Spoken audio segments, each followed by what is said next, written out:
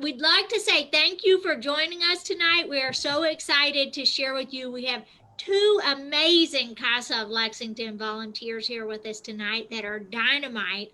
And I am so excited to introduce you to both of them. We'll start with the ladies first. We have the lovely Camisha Powell with us. Thank you for joining us, Camisha. Camisha has been a CASA of Lexington volunteer going on 3 years and has served a case with 4 children with us. And we're so excited to hear from you. Thank you for being here, Camisha.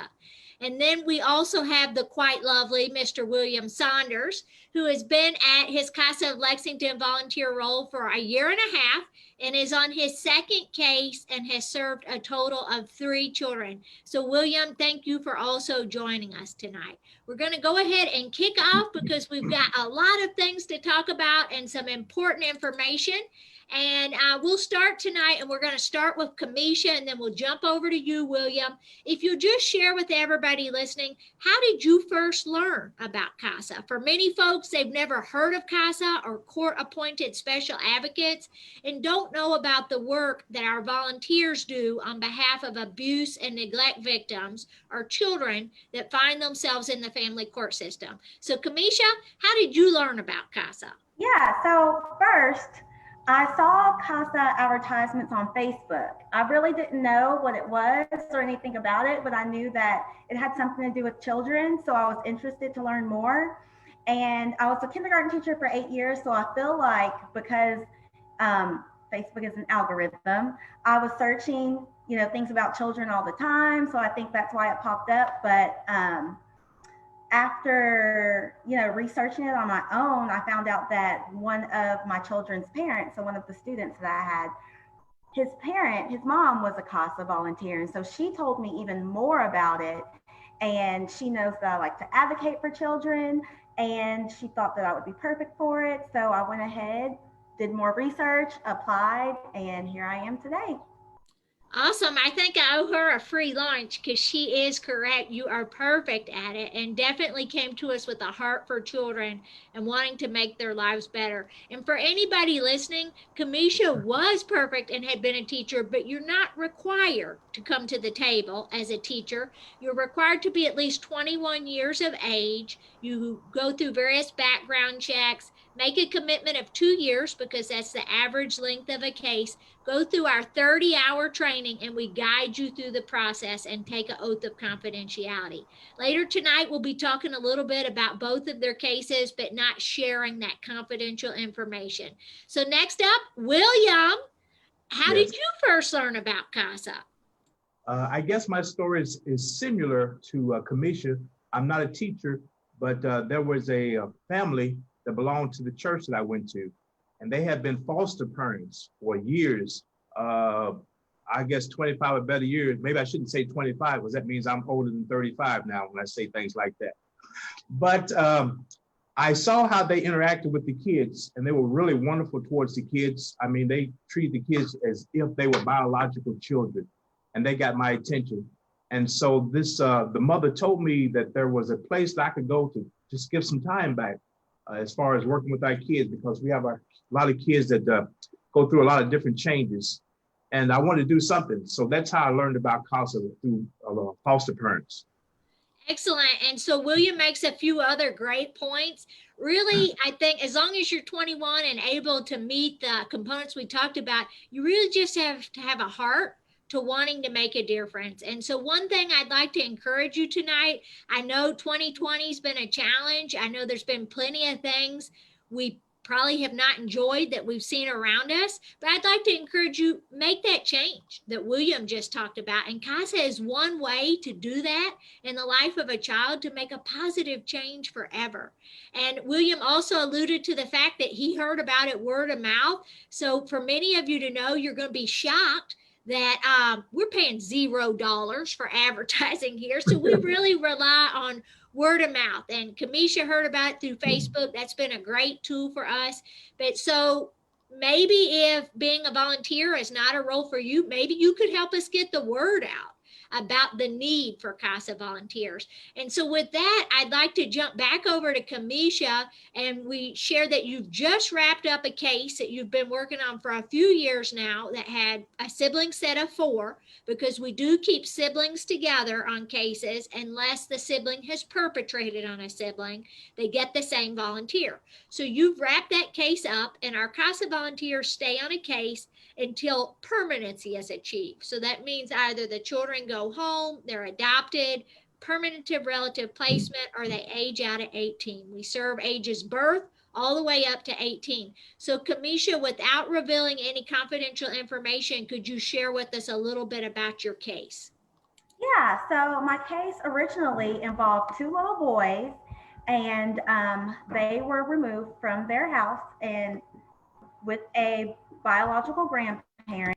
And so what had happened was I had gotten on the case just to see, if the grandmother was the best placement for them, or if, they should be reunified with their mom. And during this case, I just got to know them a little bit more. We formed really, really, really close bond. And I got to the point of where I got, a close bond with their siblings as well.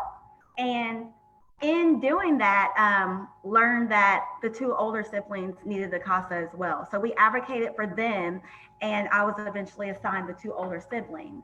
And so I just worked with them for a few months. We did a lot together. I spent time with them, and it wasn't necessary that they were being neglected or anything like that, but they needed someone there to actually explain to them that there are resources to help you, and they were able to get those resources and ultimately able to be reunited with their parents. That is a wonderful outcome, and I think many times CASA can play that sort of intermediary to provide a gap for families, because we are all for reunification with biological parents if that is a safe and permanent option for the children. And sometimes it takes a CASA volunteer like Camisha that's willing to invest the time, get the information, share information on resources that are available to the families to help equip them to be that strong, safe environment for their children. And we love when we can see that as the outcome. On the other hand, sometimes it can't be a safe, permanent option, and we need to look at other options. But Camisha shared some very important information. You heard her say she formed bonds and relationships. And through initially working with the 2 younger boys, she found out there were 2 other siblings that could be using services. So CASA volunteers visit with the child or children on their case at least 1 time per month. And that makes us very different than state appointed social workers who typically have many cases, 35 or 40, with multiple children on each case. The kids can be all over the state. So they're not able to spend as much time focused on the child. Whereas the CASA volunteer can really own in. Typically, they have that 1 case and see what the children need. So it sounds like, Camisha, you had a great outcome, but had you not been there, who knows if the children would have been reunified with their siblings and in their home of origin with their family. So that's a great outcome. Thank you so much for sharing. And now we're going to hop over to you, William. And I know that you currently have a case. You have another case that's closed out. So feel free to pick one of those cases to share with us about. So it's really up to you. Pick whichever and tell us a little bit about that case. Well, my first case was 1 little boy, and then the second case was actually 3 persons involved, and I thought I was going to be overwhelmed. And so I was a little hesitant, but just like, okay, let's go for this because kids need us. And so I wanted to do whatever I could to make sure that I was able to be there for these children. There was an issue there, and the kids had to be removed at this present time. But what stands out to me, what was so fantastic to me, is when the kids were taken from the home at this particular time, is the in-laws, if you will, and the relatives, cousins, uncles, aunts that stepped up to the plate. And that spoke volumes to me, because we have family members that are coming to the rescue of children. And that means a lot. So whether you are actually a foster parent or know of foster kids, you can still play a role by just stepping to the plate at that time. And so I want to commend that those family members for coming to the plate and helping out in this situation. I tell you, one thing that excites me is when, whether you go to a grocery store, whether you're at a basketball game, because I was going to watch one of the kids play basketball, one of the kids on the dance team, just so they could see me in the stands and wave at them so they know they have that support there. But what really gets me excited, if I'm in a grocery store or at a ball game and they say, hey, Mr. William, how you doing? That's all the pay that I need right there. And that's my way to give back to them. So CASA has been a great experience for me. I've enjoyed every moment of it. And like I said previously before, that I'm going to be here with CASA until the director decides to fire me. So I'm going to be right here with CASA. Well, that's not happening anytime soon, so you better watch out. I might give you more duties. But so William raises multiple great points that I'd like to highlight. One, he talked about the children just waving and seeing him and him going to the dance competitions and basketball games. The CASA volunteer for some of these children is the only constant in their life. So in William's case, the family stepped up, and that's amazing. But for all of the children, there are not always family members that step up. Right. And so for many of the children we serve, the CASA volunteer is the only constant they will have as they traverse the court system. The average case runs 2 years. And so one of our young men, a little boy in care, has been in 7 foster homes in 6 months. And I talk a lot about that because that's 7 different home settings, potentially a different culture than him, food that he's never eaten before. What's fried bologna? Right. 7 different schools, 7 different teachers, 7 different attempts at making friends. And we've all been plagued by 2020 and the change. But for these children, change is not limited to 2020 and a pandemic. They live in a state of change. But the CASA volunteer can be that constant for them, as William has on his case. You also heard William say on both cases, there's at least been a boy on both cases. So I'd like to highlight, you see William is male, Camisha is female, but we do not have near as many male CASA volunteers as we do male children in the system. So when it comes to abuse and neglected children here in Fayette County, about half are male and about half are female. I'd love to say that about half of our CASA volunteers are male and about half are female. But unfortunately, that is not the case. Out of 216 CASA volunteers here at CASA of Lexington last year, and by the way, we serve Fayette, Bourbon, Woodford, and now Scott counties. Out of those 216 volunteers, we maybe had around 20 male volunteers. So if you're listening and you're male, I'd love to say, if you have the heart for this, please consider stepping up to the plate. And if you're female, we'd love to have you too. But we try to be cognitive around the fact that we serve children from all different walks. And we know that although you don't have to look just like the child you're serving, sometimes it can be helpful to relate to components that are the same.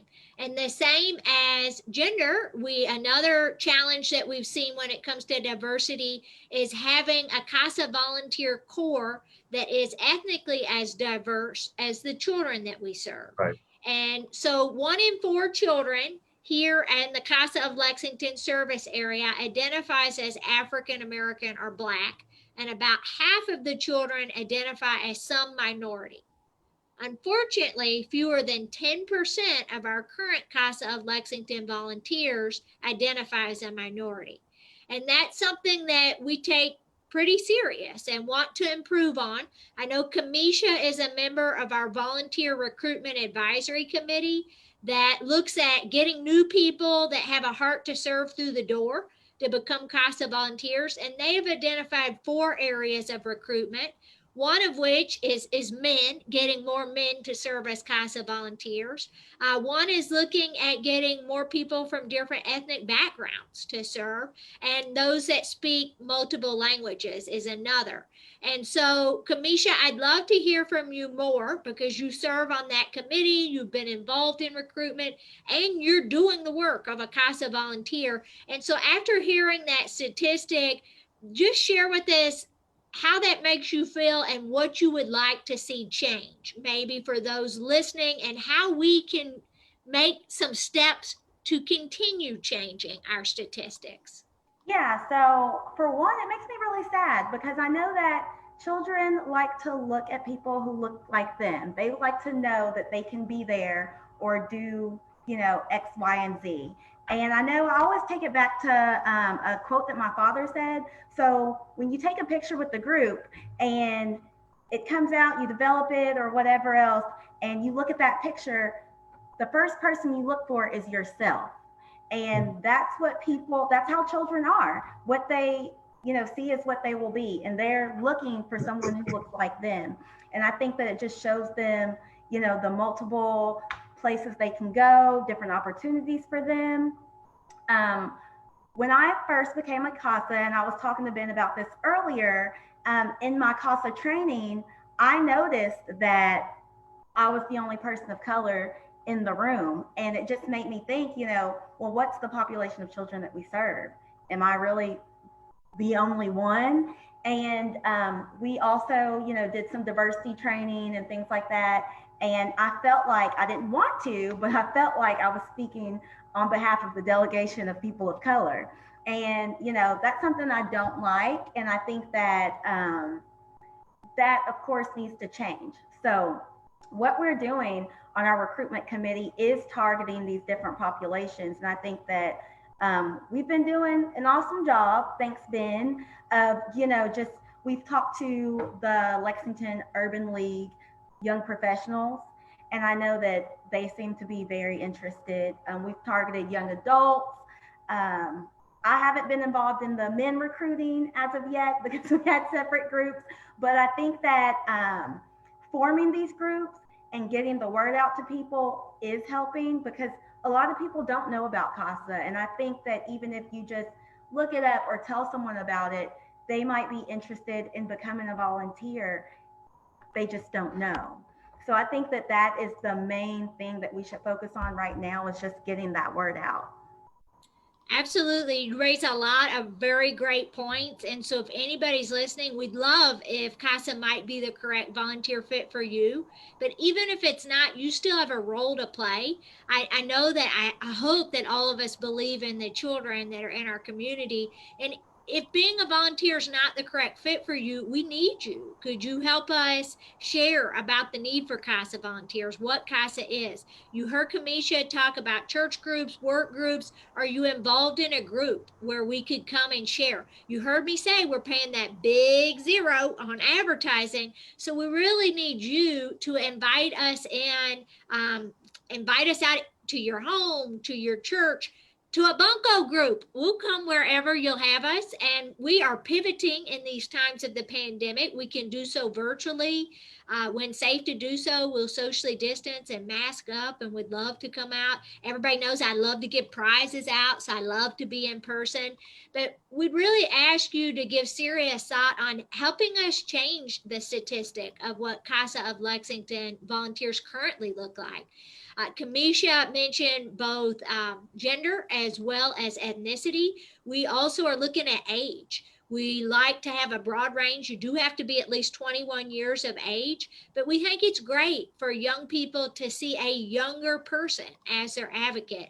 We're also looking at sexual orientation. We have children that identify various ways and want our volunteer corps to be reflective, as Camisha said. So when you look and or get to know someone, that you can say, oh, I can relate to this individual. We think that socioeconomic is very important as well. And so we would love to have more diversity in all aspects to serve the children that we are advocating for. Now, William, I know that you're going to have some information for us, but Camisha touched on part of the 30-hour training that all new CASA volunteers go through, touches on diversity and cultural sensitivity, but training's not enough.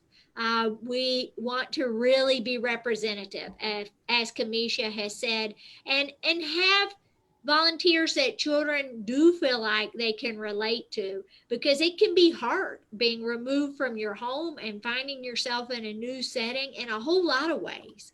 And so this CASA volunteer can maybe have some things in common with the child that they're serving, and maybe that's a shared heritage or culture. So, William, I know that you maybe had a similar experience to Camisha, but maybe had a second component of diversity when you went through training. I can't recall, but were you the only male volunteer going through your training, or were you the only person of color? And share with us a little about your experience. And piece two, what would you encourage anybody listening tonight to do when it comes to CASA?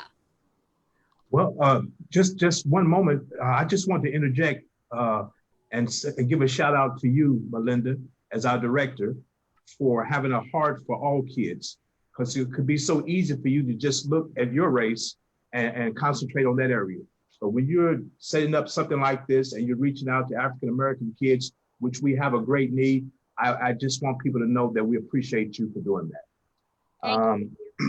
Also, I want to say that I know there are a lot of things that's going on in the African-American community, and I'm talking about positive things. And I want to make sure that we understand that there's lots of things going on where our African-American men are stepping to the plate. We have Fathers Initiative, we have Proud Dads, we have athletes, we have businessmen, we have teachers and professors at universities, and they're doing fantastic jobs. And so I feel like that my assignment right now is to reach out to you and let you know that we want you to partner with us, to come on board with us and just help us. It doesn't take a whole lot of time, but we just need you. We need our children to see that there are people of color that are doing positive things in our community. So with that being said and done, I want to get to the training part. That really just, I guess, pulled me all the way in, because the training was outstanding. And I've learned some things. I love information is what I love. And the information was, man, I think I would have paid for the information that I've learned going through the CASA training. We have professionals that come in, and it has you on the edge of your seat, because sometimes we can be so busy in life that we miss the little small things that's going on around us. And I think I was one of those victims. I was missing the small things. When I say the small things, I'm talking about the little kids. We get so busy trying to make a living that we forget about that there is a living person right there with us. And so they go unnoticed. But the training was fantastic, really fantastic. I commend you on getting the speakers to come in from different backgrounds, various backgrounds. And yes, I was the only African-American male in the classroom, but the ladies made me feel comfortable. And I don't know what else to say to you, but I do want to let everybody know that we are aware that there are African-American men that are stepping to the plate right now. And so I just want to commend you on that, and then welcome you to come and be a part of CASA with me. Absolutely. And I think many of those wonderful organizations like the Fatherhood Initiative and Ways we're partnering with at times, and we're always open to partnerships that are positive partnerships. So definitely reach out. And maybe you don't have the time. We understand, but how about inviting us to a meeting, and we'd love to have you out, because as William said, there's an initial 30-hour training, but then we offer at least one training a month for volunteers to have continuing education. We'd love to share about your initiatives. If that's something that maybe our volunteers could recommend or provide as a resource to the children and families they're working with, so we could really bring our services together and partner in many ways. So know that you also have a staff member called a volunteer manager that guides you through the process. So once you finish the training, we don't just assign you on a case. You heard William say he got called in to discuss a case. You always get to say yes or no to a case. So you're not forced on a case. And once you accept it, that volunteer manager or staff person will go on that first home visit with you and really guide you through the process. They're always at court with you. They can assist you with writing your court report. So you learn how to write a report that goes to the judge and make recommendations on behalf of that child.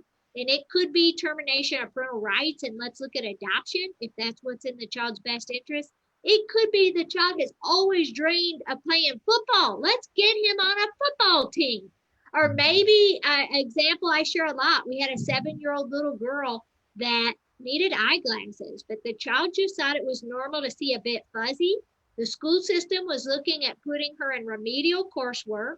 The volunteer realized the child needs glasses, recommended it. The judge ordered it, and within 2 weeks, the child got glasses and was moved into the advanced reading group. Ladies and gentlemen, education can be an opportunity for that young lady to break herself out of the cycle that she was born into, no fault of her own. And all it took was a community volunteer that had a heart and was willing to invest the time to get to the root of the issue. The child was not low functioning. The child could not see. So when you think about that, I mean, I think the two things I hear are you need to have a heart for children. And these children are our children. They're right here in our community. They're probably going to grow up here. And let's hope they grow up to be successful contributing members that raise their own children in their own homes. And two, be willing to make the time commitment. At first, we say it takes about 5 to 10 hours per month. Based on the case you get, as you get going, it might take less time. But we work to match you to a case that really meets your case preferences, needs, or desires of what you're looking for. So a few other things I'd like to mention and then circle back to both Camisha and William is that CASA does not control the cases that we are appointed to. CASA stands for Court Appointed Special Advocates. So the judges appoint us to cases. Now here in Fayette County in 2019, there are over 1,100 new cases of child abuse and child neglect. So that's over 1,100 children just in 2019 in Fayette County alone. We served 534 of those children. So we're not even serving half of the new cases, and an average case runs 2 years. So we're probably not even serving 25% of the need. So that means we typically get the worst of the worst cases. Physical abuse, sexual abuse, human trafficking. We have really seen some things that I believe, as William said, most of us are unaware of. And when we hear children that were being kept in cages meant for animals, for dogs and cats, we say, no, not here in Kentucky, and surely not in Lexington. But I'm here to tell you, unfortunately, yes, I've seen that twice here in our community. But we can do better and we can change that. But we are court appointed. So the judge assigns us to the case or appoints us, and then we assign a CASA volunteer to that specific case. But even though we're not appointed, we here at CASA of Lexington want to find more CASA volunteers who come from the same communities and backgrounds as the children we're serving. And both Camisha and William both hit on some fantastic points about that. So we're asking you tonight, would you help us with that? Can you help us with that? I think we all have connections that we maybe don't even think about. Do you attend church somewhere? Are you in a social group? Were you in a fraternity or sorority, and maybe is there an alumni chapter? Do you sew or knit in a knitting group? I don't know. Are you in a barbecue group?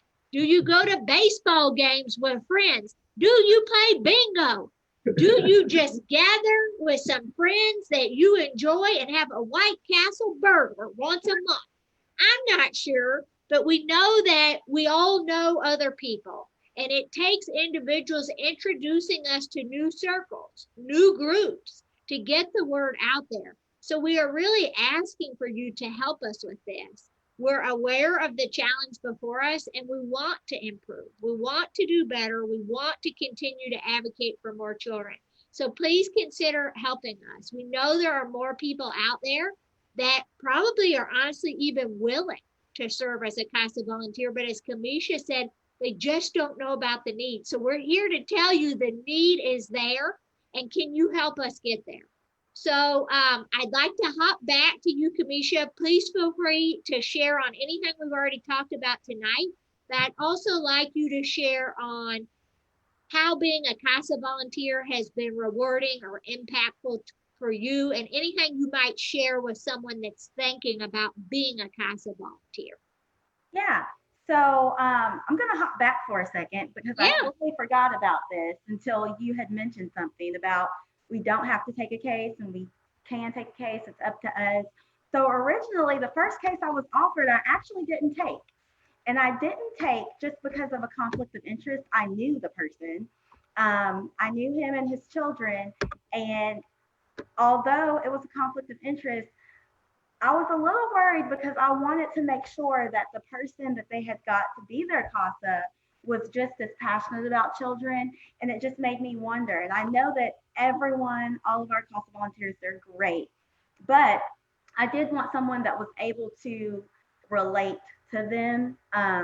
They're from a certain area of town. They are African American, and going through the training and only seeing that it was just me there did make me worry about, okay, will they have someone to be able to relate to this family, that will be able to talk to this family, speak the same language, slang, whatever that may be, just to make them feel comfortable. So I think that it's very important to, volunteer and recruit diverse volunteers.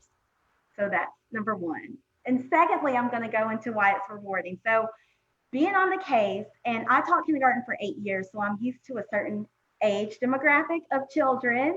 And so once I got the teenage girls, it was just something that was totally different for me, but it was rewarding to see just the family aspect of them, how they took care of their younger brothers, and being able to relate to them and being a role model for them.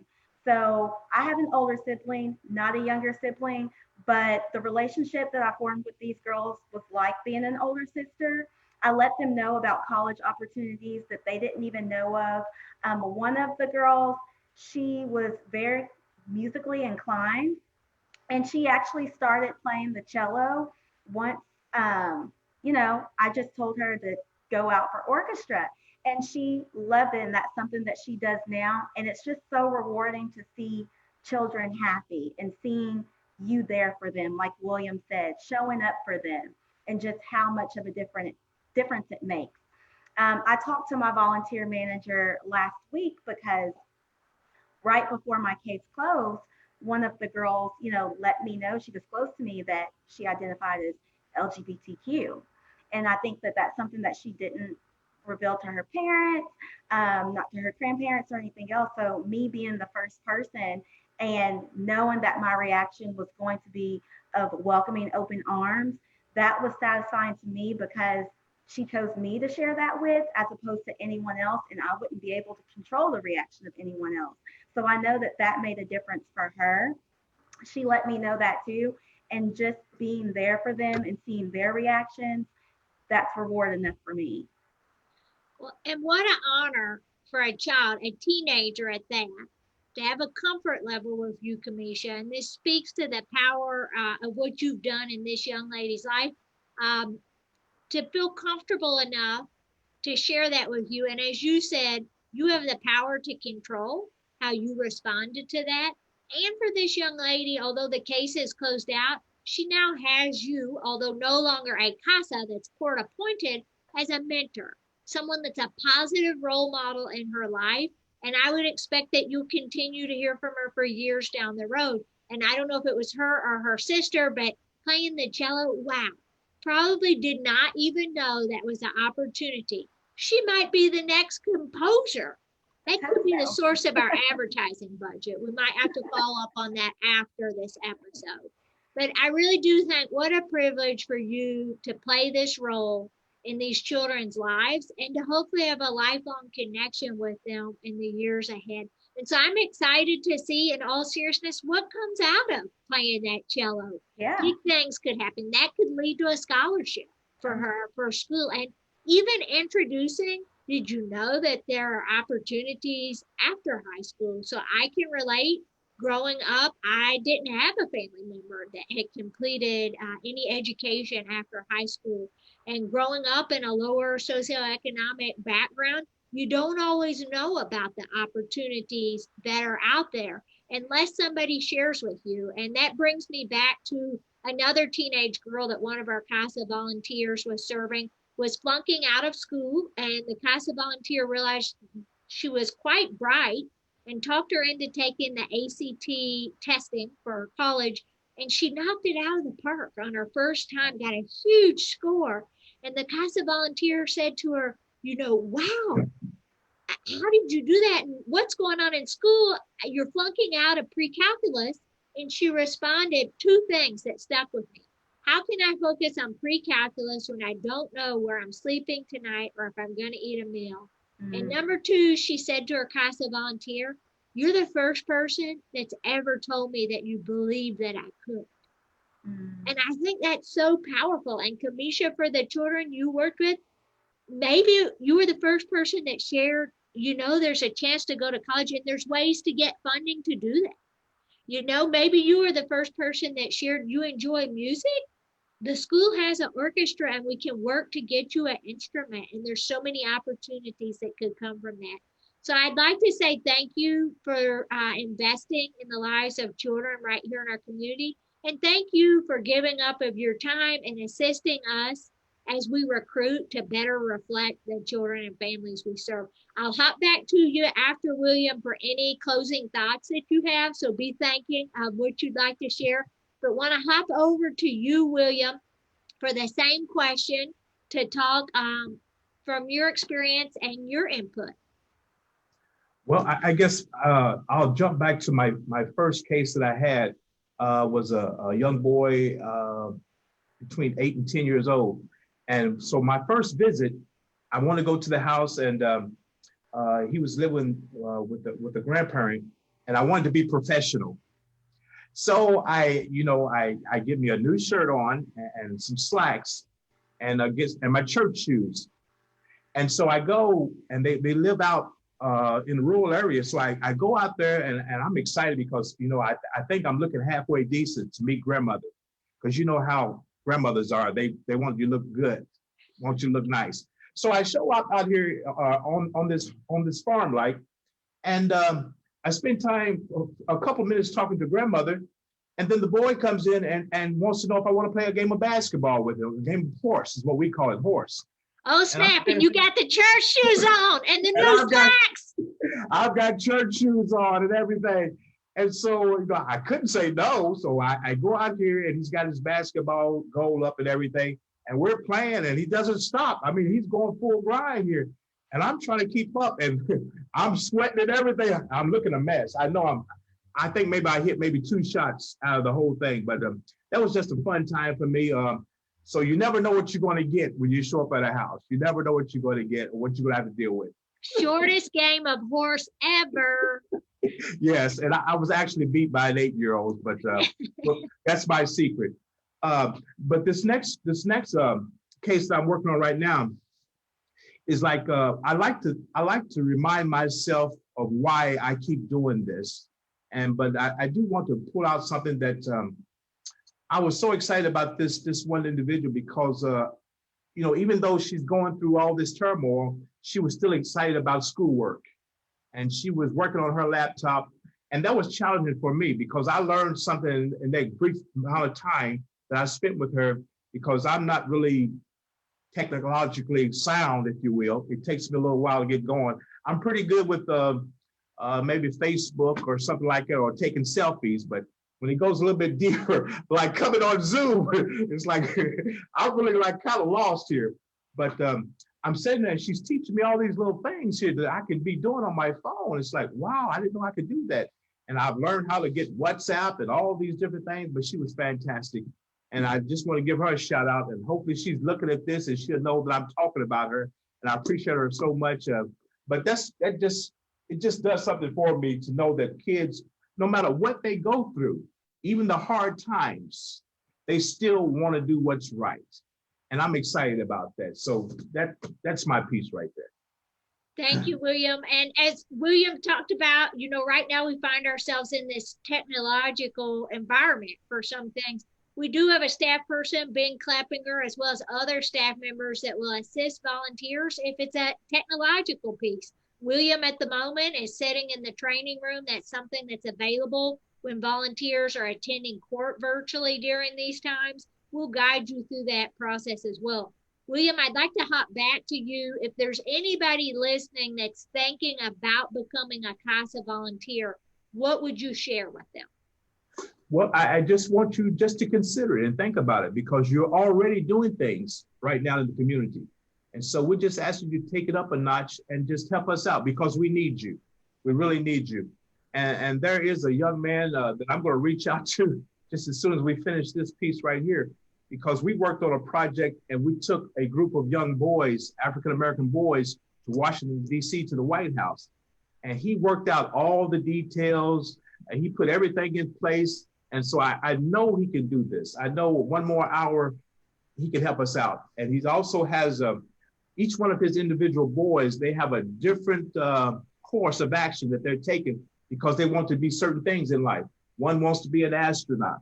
One wants to be a veterinarian. You know, one wants to be a school teacher. And he's teaching them the things that they need to do to line up so they can reach their goal there.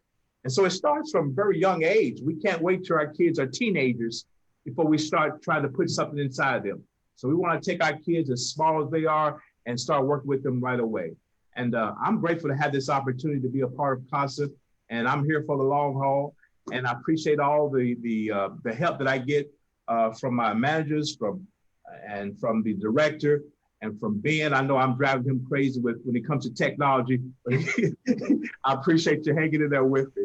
So please, we need you. I'm going to be reaching out to you. And also I want you to reach out to us, to CASA, and find out where you can plug in, because you might not have time to work on cases, but you can come by and speak to a group of kids, or, you know, come to one of our classes, one of our teaching sessions, and be a part of that. We need you.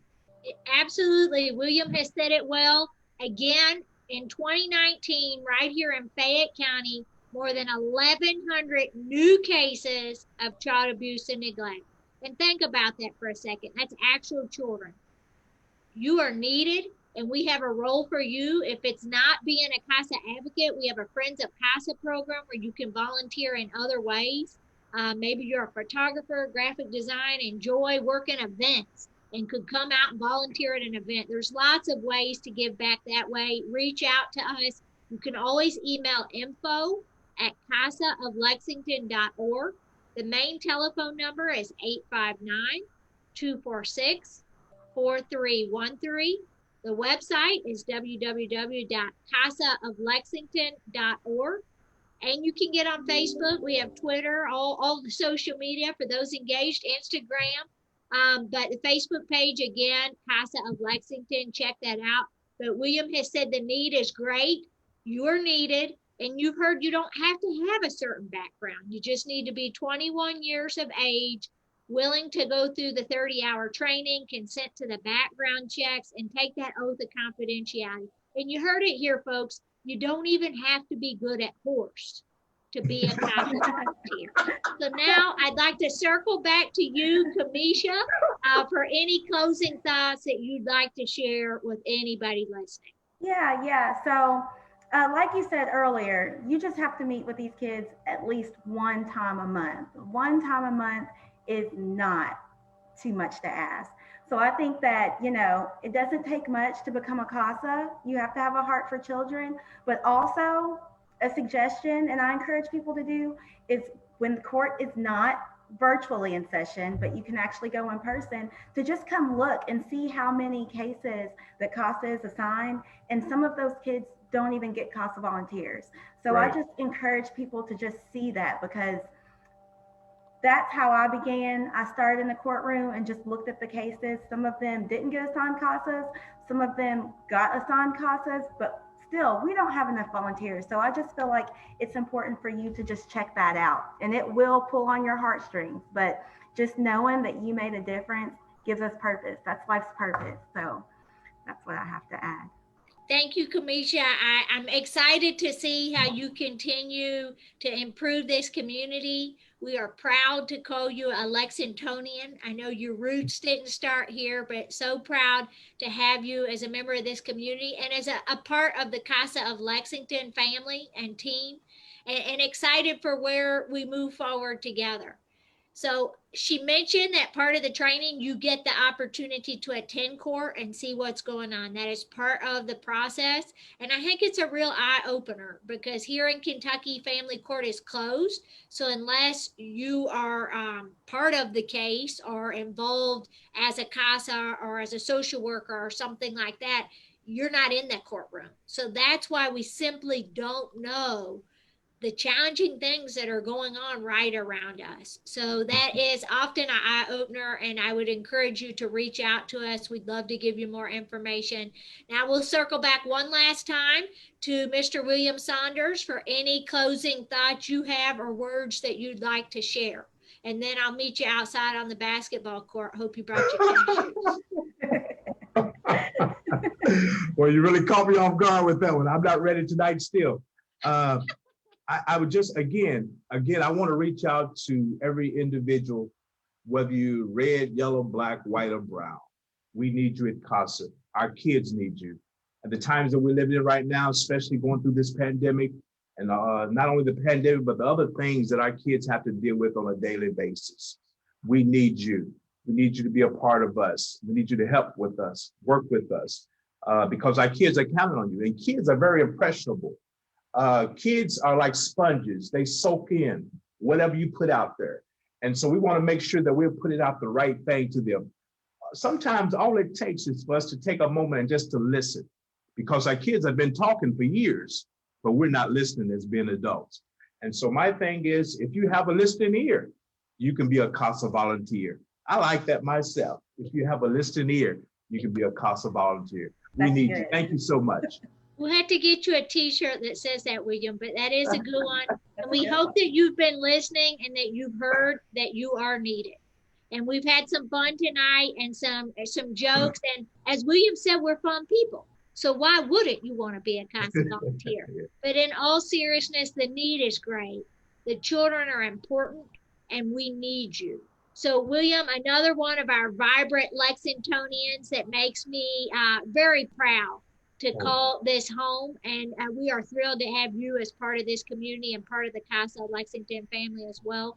I'd like to thank both you and Camisha for your time tonight and for your hearts and your investment in the children and your work with CASA of Lexington. And I'll turn it back over to Ben for any closing thoughts. And my last comment will be, please consider CASA of Lexington. Reach out. We'd love to talk more for you to find out what is your role to play. We need you. Thanks, Melynda, and thanks to everyone who tuned in tonight. I think this was an amazing conversation. And if you would like more information, please email info@casalexington.org. That'll email come to me and I can give you more information about becoming a CASA volunteer and when our next training starts, which is right now planned for February of 2021. And I think that about does it. Be sure to like and share this video on Facebook so that other people can see it if you enjoyed watching it. Thanks, everybody.